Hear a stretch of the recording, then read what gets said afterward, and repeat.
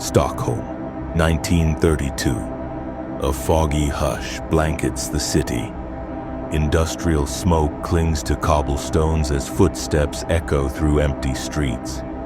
In the Atlasgatan district, something dark is about to break the silence. In a modest working-class building, apartment 15 hides a secret the city will never forget. A nightmare is about to be discovered. She lived alone. Neighbors said she often had visitors, always men, always discreet. In that era, a woman's survival often came cloaked in silence. But no one had seen her in days. A friend grew concerned, and on May 4th, the police were called. They forced the door open, stepping into a scene that would create a legend. A legend that would be remembered by the name of the Atlas Vampire.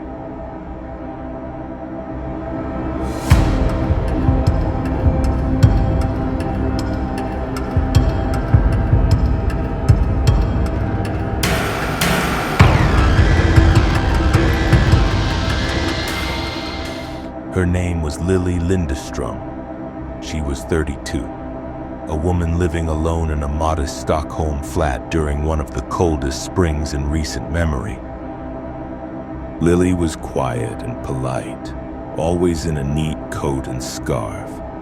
But behind her door was a carefully concealed life, filled with secrets. Secrets about men and what she did for money. Her last known contact was with a friend and neighbor, Mimi. 4 days earlier, on the eve of Walpurgis, Lilly received a phone call. A strange male voice asked for her by name. He was nearby and wanted to come up. Lilly agreed. Her friend Mimi, who was visiting, left. Moments later, Lilly appeared at Mimi's door, needing to borrow a protective item for her guest. She was naked beneath her coat, a detail her friend would later recall. Then, strangely, she returned again, asking for a second one. It was a brief, hurried exchange in a doorway. It was the last time Mimi would see her alive. Around 9 that evening, Mimi knocked, hoping Lilly would join the festivities of Walpurgis night. But there was no answer. She assumed Lilly had simply left with her client. But the days passed, and the silence from the apartment remained unbroken. Growing uneasy, Mimi finally went to the police, setting the stage for their grisly discovery. The scene inside the apartment was shocking. Lilly was found completely naked and face down on her neatly made bed, lifeless and already in a state of decay.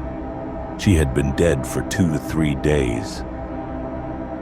Her clothes were neatly folded on a nearby chair. Nothing was overturned or broken. There was no blood anywhere else. The sheets were clean, no splatter on the walls. But it was the object beside her that stunned investigators. A simple kitchen ladle, stained dark red.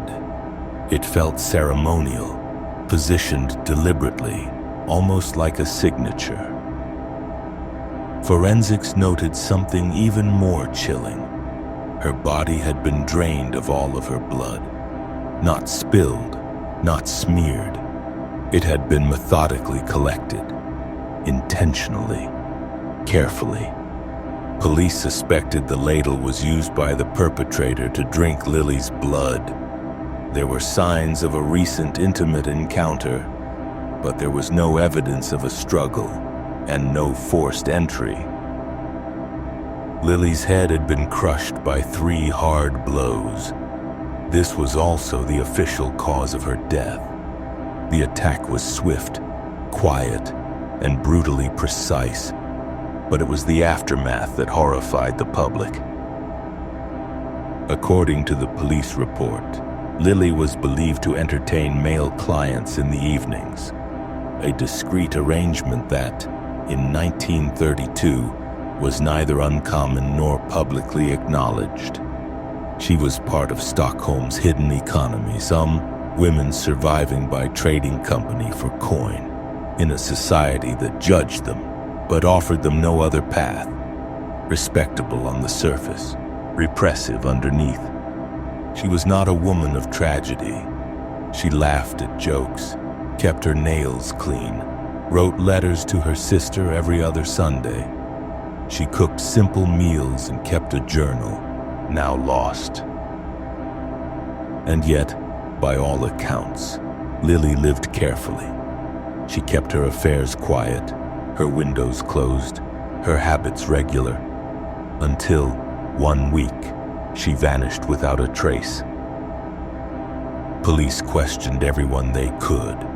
Friends, past visitors, and local suspects were brought in. Files piled high with notes and interviews, but nothing concrete ever stuck. They had clues, but no way to use them. In 1932, forensic science was crude. Blood typing was in its infancy.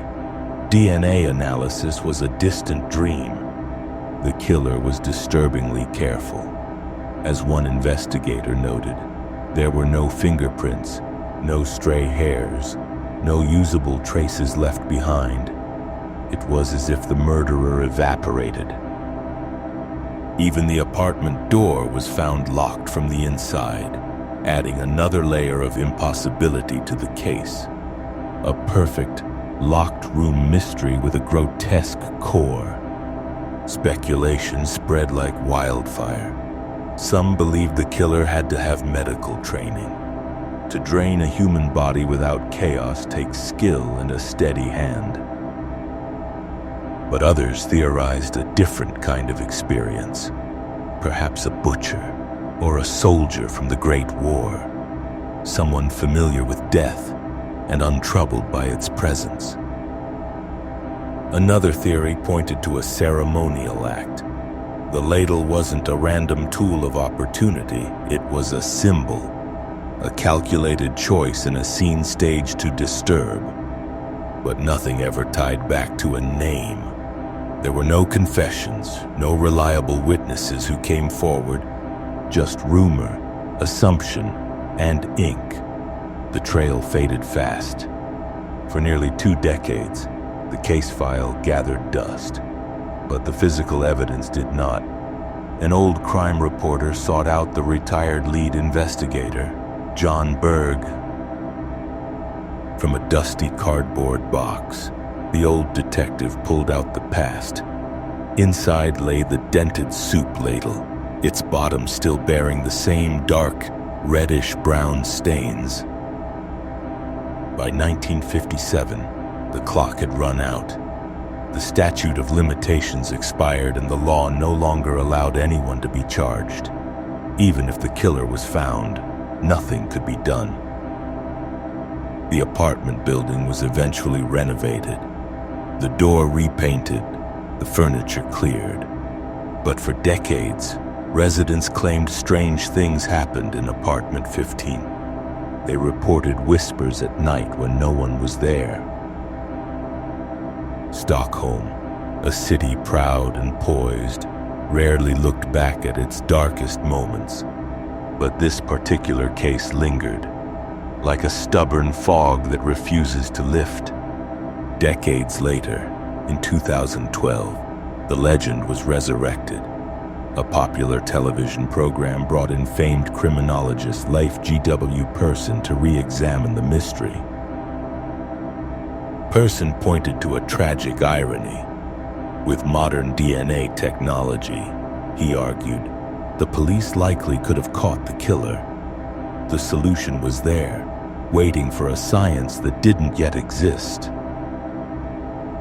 He emphasized the used protective item found at the scene, a clue that today would be a gold mine of information, but in 1932 was just another dead end. But Persson also cast doubt on the Gothic tale. He suggested the stains on the ladle were not necessarily blood, and the crime had little to do with vampirism, The truth, he believed, was simpler and perhaps more terrifying. This wasn't a monster from a storybook. This was a human being who Lilly almost certainly knew. This wasn't an act of madness. It was a performance, and Lilly's death was merely the final scene. She was never just a victim. She was a woman whose life was taken, and whose story was then written into legend. But in all the retellings, her own voice was lost. To this day, no suspect was ever arrested. No resolution was ever offered. Only silence. And silence, as Stockholm learned that spring, is often the most terrifying sound of all.